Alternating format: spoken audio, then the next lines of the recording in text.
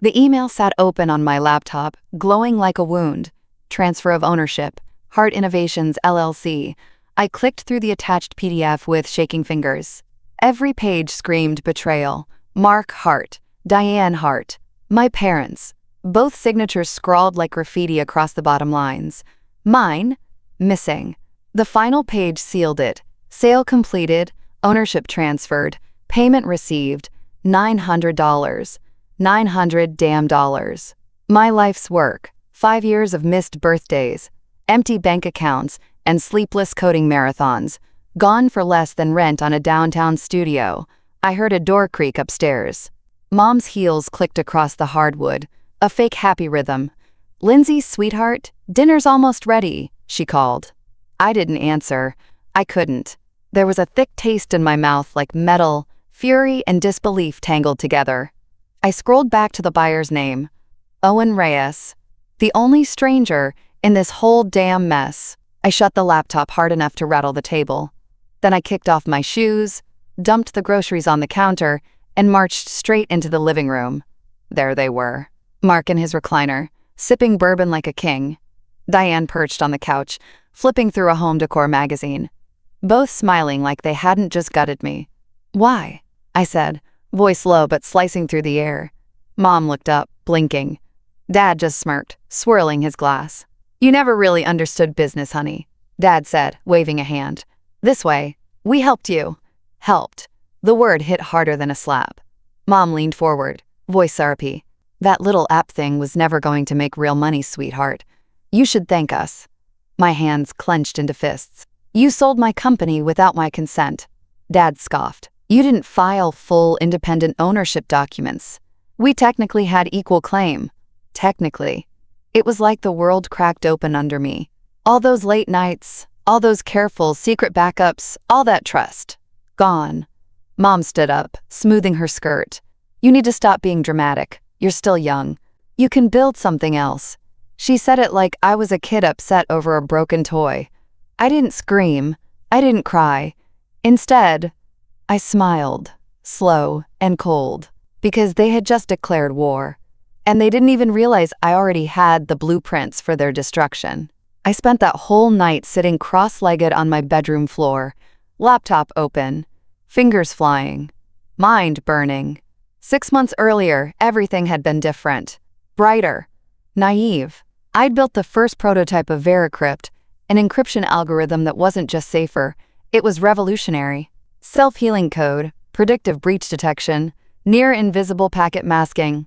If I'd had any damn sense, I would have kept it buried in my personal GitHub forever. But no, I trusted blood. I trusted Mom's eager claps and Dad's booming pride when I showed them the basics. I trusted them when they insisted, "Let us help you incorporate it, sweetheart. It'll protect you." I signed the papers they printed, never even read the fine print. I thought they were securing my dreams. Turns out they were building the cage. I clicked through my private folders now, checking timestamps, audit trails, every desperate thing I could use to pull my own work back from the grave. GitHub logs, intact. Encrypted messaging with Eva, my best friend and unofficial paralegal, intact. Old screenshots of me designing the first line of VeriCrypt's logic model at 2 a.m., greasy-haired and wide-eyed in my studio apartment. All still there. Proof. My phone buzzed against the carpet. A text from Eva. "Eva, heard from Owen Reyes yet? You need to find out if he knew what he was buying." I swallowed hard. Owen Reyes. The wild card. According to the email chain I'd skimmed, he was the one who'd bought the company. But had he known? Had he been part of the scam? Or had he just snagged what he thought was a random dying startup? Either way, he held the keys now. If he moved fast, he could legally refile the code under his own name, and I'd be screwed. I texted back. Me, no. But I will. I wasn't thinking small anymore. Mom and Dad thought they'd won by cashing out for a quick $900. They hadn't even scratched the surface of what VeriCrypt could be worth. Millions. Maybe billions. I leaned back against the wall, heart thudding against the drywall. There was still a chance to reclaim it, but I'd have to move smart, quiet, and fast, because the real fight wasn't over ownership anymore, it was over the future itself. The next morning, Eva met me at the Rusty Mug Diner, neutral ground halfway between my apartment and her law office. She slid into the booth across from me, dark eyes scanning the laminated menu like she wasn't already planning a war. "You look like hell," she said, matter of fact. "Thanks," I muttered, wrapping both hands around my coffee cup. Eva dropped a slim folder on the table. The weight of it thudded against the formica like a warning shot. "I ran ownership traces," she said. "Your parents filed the transfer 2 days ago, using a forged operating agreement." I blinked. "What?"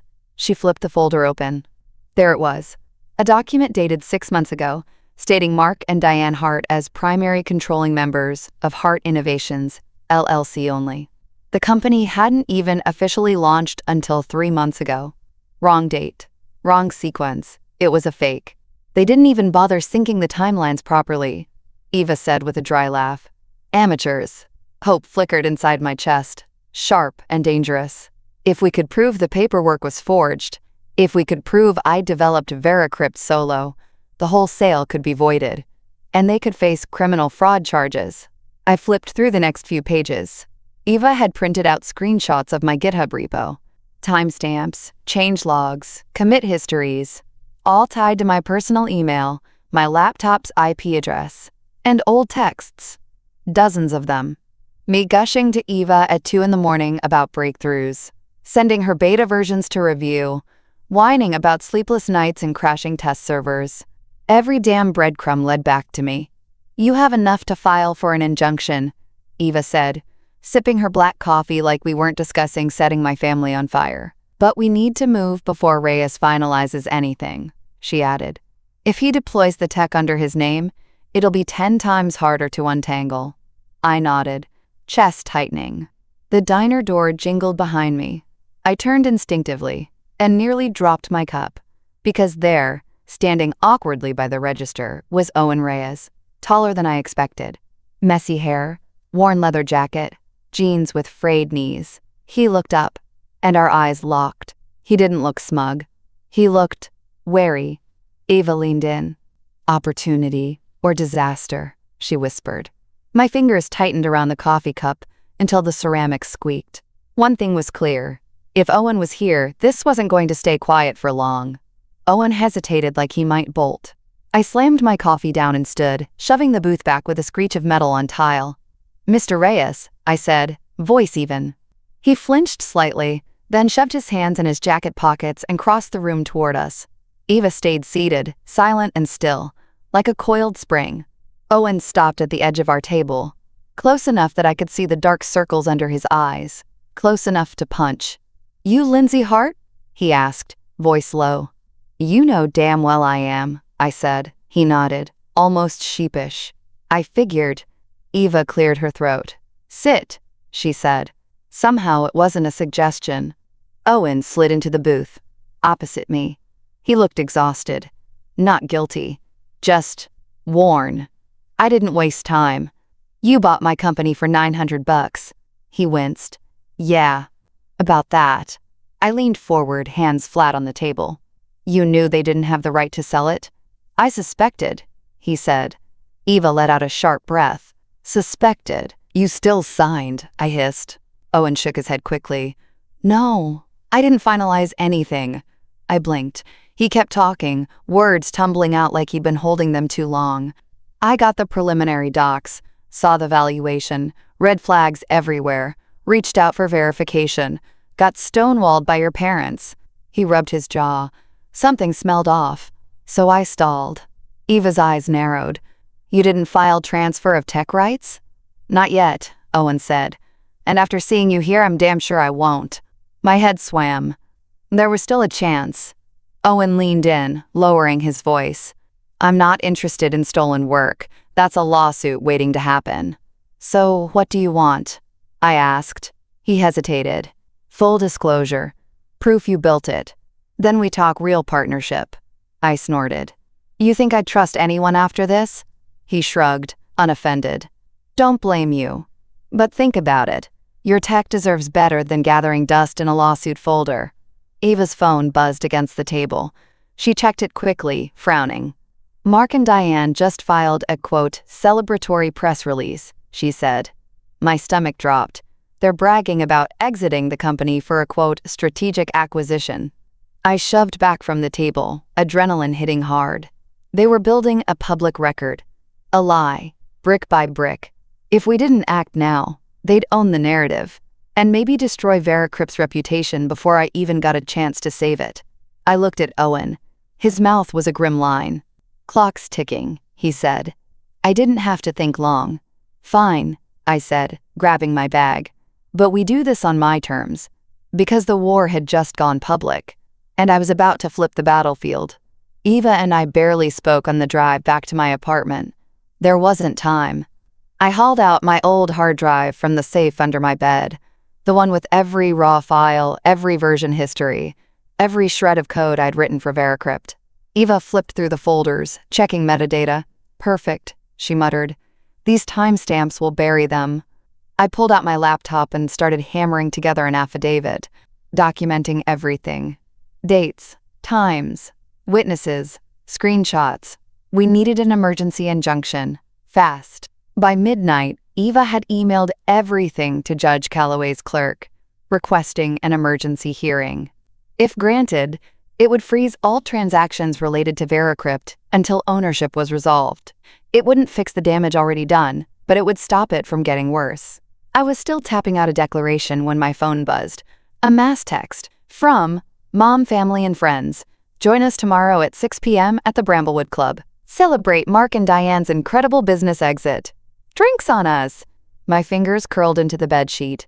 They were throwing a damn party. While I was fighting for my life, Eva peered over my shoulder. "Invitation or dare?" she asked dryly. I stared at the screen until the rage simmered down into something colder, sharper. I set my phone down carefully. "I'm going," I said. Eva raised an eyebrow. "To drink bad wine and watch them gloat?" "No," I smiled grimly. "To light the match." The next afternoon, I stood outside the Bramblewood Club in a borrowed black dress and heels that pinched. Eva stayed in the car with her laptop, monitoring court filings. Owen was a wild card. He said he'd show, but I wasn't betting my plan on him. I adjusted the slim USB drive tucked into my clutch, the one loaded with a carefully edited presentation. Then I walked in. The smell of expensive whiskey and cheap perfume hit me first. Chandeliers, velvet chairs, my father's booming laugh from across the room. Mark and Diane stood near a small podium, basking in the attention. Diane wore a glittering blue cocktail dress that screamed new money. Dad's tie was crooked, but he was too drunk to care. Cousins I hadn't seen in years circled like vultures, champagne glasses in hand. When they saw me, a ripple of awkwardness shot through the room. I smiled sweetly. "Don't mind me," I said, crossing to the AV table. "I'm just here to share a few words about the family's latest achievement." And before anyone could stop me, I plugged in the USB. The projector flared to life, and the first slide hit the screen. Veracrypt, created, owned, and betrayed. The room froze. Glasses half raised, jaws slack. On the screen, my name appeared in bold under the title, Original Creator, Lindsay Hart. I clicked the remote again. The next slide displayed side-by-side screenshots. My first GitHub commits, time-stamped 6 months before Hart Innovations even existed. Another click. A series of texts between me and Eva. One where I said, "Just cracked the final code string. Veracrypt is real, E. I'm scared how big this could get." Silence stretched long and brittle. My mother's face went paper white. Dad's bourbon sloshed over his glass. Finally, a drunken chuckle broke the stillness. Uncle Russ, from near the buffet table. "Damn, Mark," he drawled. "You forgot to mention the girl built it first." The room tittered nervously. Dad stumbled forward, chest puffed like a wounded rooster. "Enough," he barked. "This is slander." I held up a hand, calm as ice. "It's documented fact, actually," I said. "And since my emergency injunction was filed this morning, you might want to choose your next words carefully." Mom lurched toward me, heels wobbling. "You ungrateful brat," she hissed under her breath. "We did this for you, to save you from yourself." Another click. The next slide lit up. A blown-up snippet of the forged operating agreement, with the wrong date highlighted in screaming red. Gasps scattered across the room like dropped marbles. Dad tried to snatch the remote from my hand. I stepped back, letting his fingers swipe empty air. "You forged documents," I said loud enough for the room to hear. "Sold stolen property. Lied to your own family." The murmuring grew louder, sharper. People backing away from my parents, like they might catch the stink of failure. Eva texted me a single word from outside: filed. The injunction was official. Ownership frozen. Public records flagged. My parents had just trapped themselves in a very expensive legal nightmare, and they didn't even know the worst part yet. Owen chose that moment to stroll in. He wore a charcoal suit and a grim expression. "Evening," he said casually, crossing to the mic stand. He clicked the remote, moving to a final slide. Notice: pending legal dispute. Acquisition on hold. Owen's voice rang clear through the stunned room. "Ladies and gentlemen, the acquisition of Hart Innovations is suspended until rightful ownership is determined." He looked straight at me. "And based on everything I've seen, it's not Mark and Diane." Dad's face turned a shade of red I'd only ever seen once, when he lost a golf tournament to a 16-year-old. He grabbed the microphone from Owen, voice cracking. "This is a family matter," he barked, sweat glistening on his forehead. "No need to drag outsiders into private affairs." Owen didn't flinch. He just folded his arms and stared back. The room shifted, guests murmuring, exchanging looks. No one wanted to be associated with a fraud scandal. Mom plastered a desperate smile across her face and clutched my arm. "Sweetheart," she whispered, voice syrupy and sharp, "let's just talk this over at home.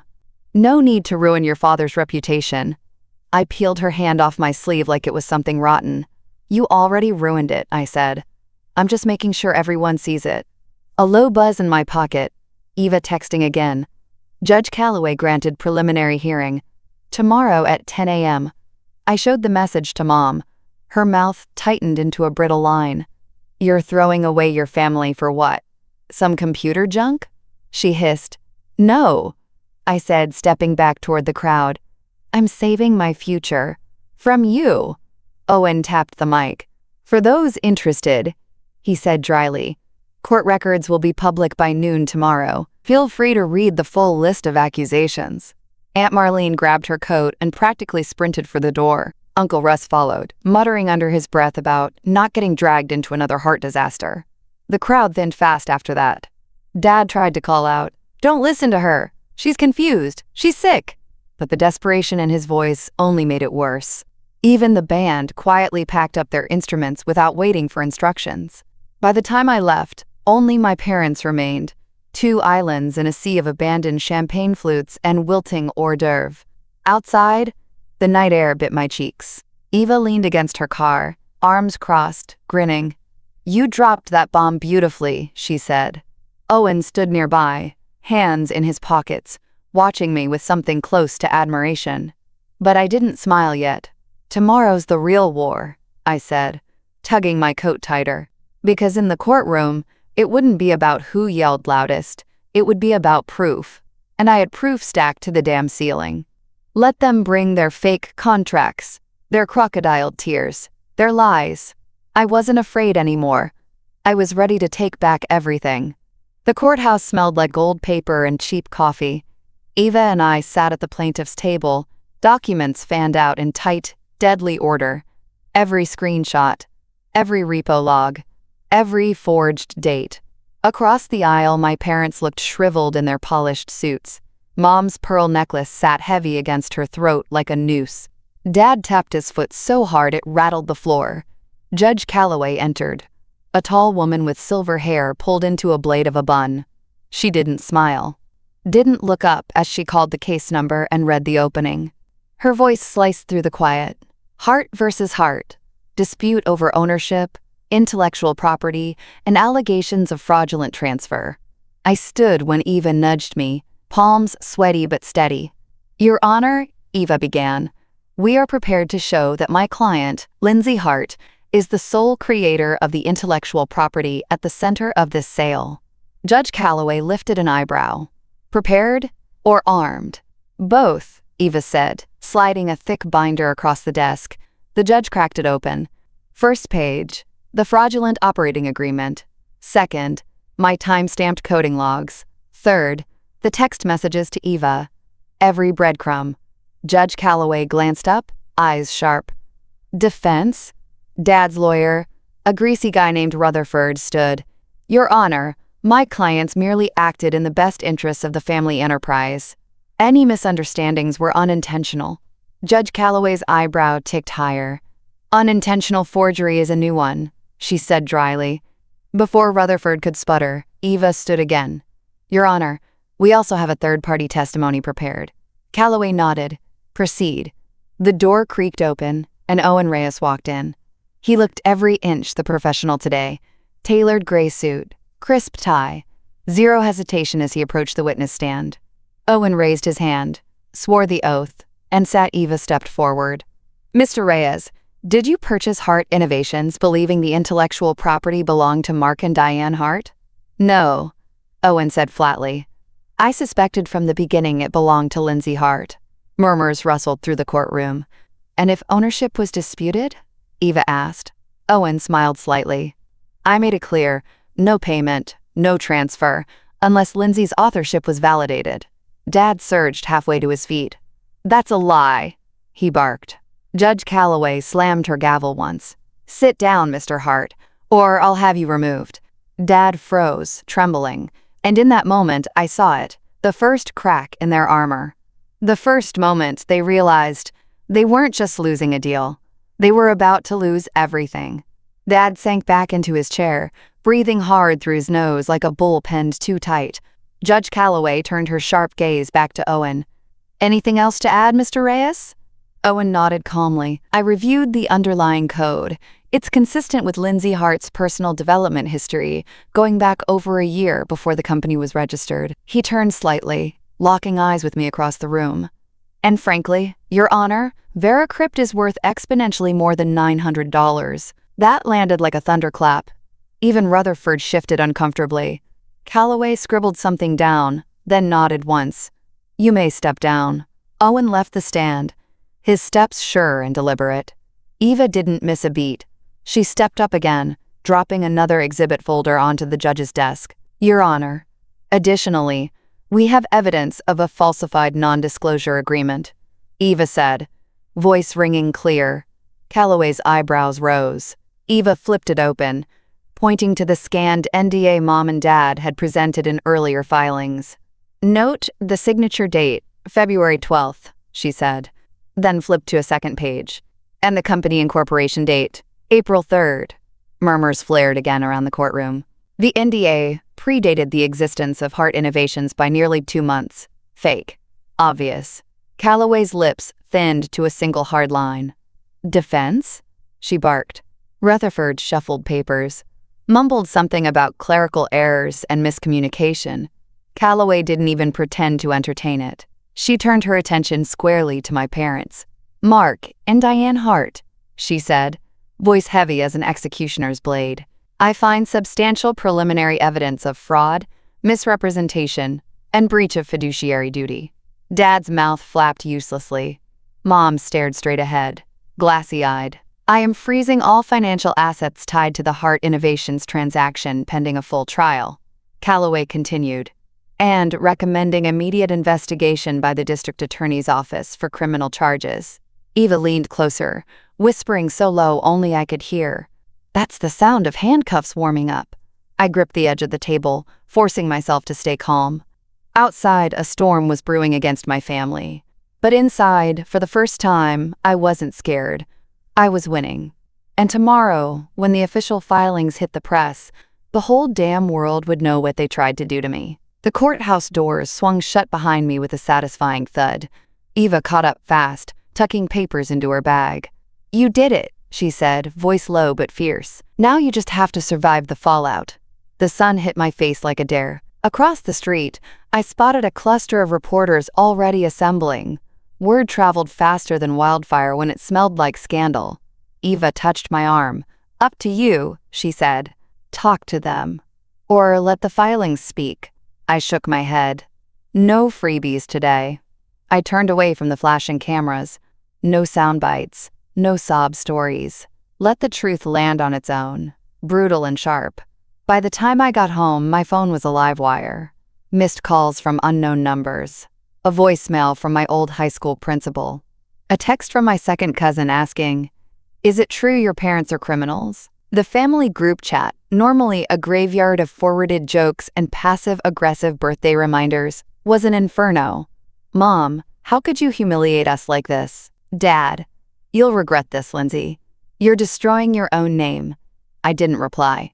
Instead, I opened my laptop and logged into Veracrypt's original repo. The green private shield glowed back at me. Mine. Still mine. I checked the pending injunction notice. Already filed with the tech registrar. Already flagged on every due diligence database. No one could legally touch Veracrypt now without dealing with me first. A small ding pulled my attention back to my inbox. An email from Owen. Subject: Next steps? I stared at it for a long second, heart steady. Owen had been straight with me when it counted. But trust? Trust had to be earned the hard way now. I typed back, "Thanks for your testimony. Let's talk. My terms." I hit send before I could second guess it. Out the window, the city kept moving. People honking, buses huffing through intersections, a world full of noise that, for the first time in months, didn't drown me. I sat back in my chair, exhaling deep. Tomorrow, the news would spread. Tomorrow, my parents' friends would start pulling away. Donors, golf buddies, the whole hollow social empire they worshipped. They had sold me out for $900. And now, they were going to lose a hell of a lot more than money. They were going to lose respect. And unlike cash, you couldn't steal that back. By noon the next day, it was everywhere. Local entrepreneurs face fraud allegations in tech scandal rising. Star Lindsay Hart fights to reclaim innovation rights. My phone buzzed nonstop. Eva sent screenshots of news outlets picking up the story, some national, some tech blogs with huge followings. Every article led with the same brutal fact. Mark and Diane Hart, once touted as savvy investors, were now accused of stealing their own daughter's company. Dad's LinkedIn page vanished by lunchtime. Mom's charity board positions quietly scrubbed her name off their websites. I sat at my kitchen table in pajama pants and a hoodie, sipping cheap coffee, watching their empire crumble in real time. I should have felt triumphant, but mostly, I just felt free. Owen texted again. "Medea's eating it up. Still want to meet today?" I typed back. 2 p.m., Rusty Mug Diner, same table, bring no lawyers. Bring honesty, he replied in under a minute. Done. At 1:45, I pulled up in front of the diner, heart steady. This wasn't a meeting, it was a negotiation. If Owen wanted Veracrypt in any form, he'd have to play by my rules now. He was already inside when I walked in, sitting at the same scratched-up booth, 2 coffees steaming between us. He stood as I approached. A small gesture, but it mattered. "Thanks for coming," he said. I slid into the booth and lifted an eyebrow. "Let's save the pleasantries." He smiled faintly, sitting again. "Fair." I pulled a folder from my bag and laid it between us. "Veracrypt stays under my full ownership," I said. "If you want in, it's by licensing deal only. No equity. No ownership transfer. No executive titles." He whistled low under his breath. "You don't pull punches." I leaned back. "Not anymore." He thumbed through the top pages quickly. "You're offering a royalty split?" he asked. 10% off the top, I said. "No back-end trickery. Full transparency." Owen studied me across the table. "Serious now. You know you could get a better deal shopping this around." "I know," I said. "But I'm not selling. I'm building." A slow grin tugged at the corner of his mouth. "Smart." He extended his hand across the table. "No lies. No games," he said. "Partners?" I stared at his hand for a long second, then reached out and shook it. Firm. Unbreakable. Because from now on, if anyone wanted a piece of my future, they'd have to earn it. Veracrypt 2.0 launched quietly. No press releases. No flash. Just a clean website, a demo video Owen helped film, and a quiet buzz in cybersecurity forums. Within 48 hours, our inbox filled with licensing inquiries. Banks. Telecoms. Even 2 government agencies sniffing around. I sat in my tiny kitchen at midnight, staring at the spreadsheet Eva helped set up. Projected value, $2.6 million in the first year. And it was still mine. Every line of code. Every decision. Eva called that night, laughing. "Guess you really don't need your parents' business expertise after all," she said. I laughed too. And for the first time, it didn't sound brittle. Meanwhile, Mark and Diane Hart were unraveling fast. Local news crews camped outside their house. Mom issued a shaky no comment through her lawyer. Dad tried to claim he was misled by bad advisors. Nobody bought it. The court scheduled a criminal hearing for fraud. Their golf buddies stopped calling. Charities removed their plaques. Friends they'd thrown parties for suddenly didn't know their names. It wasn't just money they were losing. It was the only thing they truly worshipped, status. And somehow, that felt better than any pile of cash ever could. One afternoon, I found an envelope jammed into my mailbox. No stamp, no return address. Inside, a handwritten note. "Lindsay, you're destroying your family. Hope you're proud. Mom asterisk. Asterisk. No apology. No admission. Just one more pathetic attempt to guilt me." I crumpled the note and tossed it straight into the trash without a second glance. Later that week, Eva and I sat in a downtown cafe, finalizing scholarship paperwork. We were setting up a tech grant in Veracrypt's name, one aimed directly at funding girls from low-income backgrounds to study coding, cybersecurity, and software engineering. Because if my parents had taught me anything, it was this: gatekeeping had no place in genius. "How much do you want to start with?" Eva asked, pen poised. I didn't hesitate. 100,000. Eva raised an eyebrow. "That'll get their attention." "Good," I said, smiling. Because this was my revenge too, building a future that didn't just punish them for what they tried to kill in me. It replaced them, outgrew them, erased them. Outside the window, the city glowed in the early evening haze. Not one single part of it was theirs anymore. And for the first time in my life, that made me feel completely, gloriously untouchable. Exactly 3 weeks after the launch, I was in my new shared office. Cheap, a little drafty, but mine. When the email hit my inbox. Subject: request for meeting. Mark and Diane Hart. I stared at it for a long second, then clicked. "Dear Lindsay, we understand there have been misunderstandings. We regret any pain caused. We would like to meet and discuss a way to heal our family. Please respond." No signatures. No apologies. Just a clumsy attempt to rewrite history. I leaned back in my chair, letting the familiar rage bubble up, then let it slide away like oil on water. Eva called 5 minutes later, because of course I forwarded her the email instantly. "Are you actually considering it?" she asked. I laughed. It wasn't bitter anymore. It was clean. "No." I drafted my reply with slow, deliberate keystrokes. "Nosk, Mark and Diane. Actions have consequences. There's nothing left to discuss. Lindsay asterisk.